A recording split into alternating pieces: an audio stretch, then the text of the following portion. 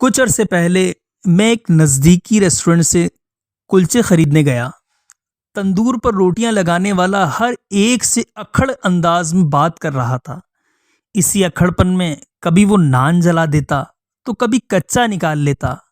گاہکوں کا رش بڑھتا گیا اور پہلے سے موجود گاہک بھی اسے جلدی نان لگنے کا کہتے رہے، جس سے وہ نان والا ہر ایک سے تقریباً لڑنے لگ گیا۔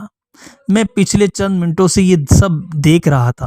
میری باری آئی تو اس نے میرے لیے کلچے تندور سے نکالنے شروع کیے۔ یہ کلچے کافی حد تک لال ہو کر جلنے کے قریب ہو چکے تھے۔ میں نے وہ کلچے دیکھ کر اسے کہا کہ تم ماشاءاللہ بہت اچھے کاریگر لگتے ہو۔ اس طرح کے لال کلچے جو جلے بھی نہ ہو کوئی عام آدمی نہیں لگا سکتا۔ میری بات سن کر اس نے میری طرف ایسے دیکھا جیسے اسے یقین نہ آیا ہو۔ میں نے اس کا مزید حوصلہ بڑھاتے ہوئے کہا کہ اس پورے علاقے میں تمہارے جیسا استاد نہیں ہوگا، کاش تم پہلے اس تندور میں آ جاتے۔ یہ بات سن کر اس تندور والے کو جیسے بھرپور توانائی مل گئی۔ یک دم اس کا موڈ خوشگوار ہو گیا، چہرے پر مسکراہٹ آ گئی اور اس نے کہا، صاحب جی اگر سب لوگ تھوڑا صبر کر لیں تو بہترین سودا ملے گا۔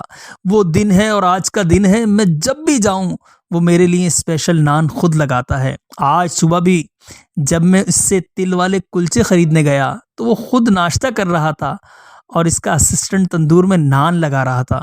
رش کافی تھا۔ اس نے اپنے اسسٹنٹ کو کہہ دیا کہ وہ باقیوں کے نان لگا دے، میرے لیے وہ خود لگائے گا۔ اس نے جلدی جلدی ناشتہ کیا اور بہترین قسم کے بھرے ہوئے تلوں والے کلچے لگا کر دیے۔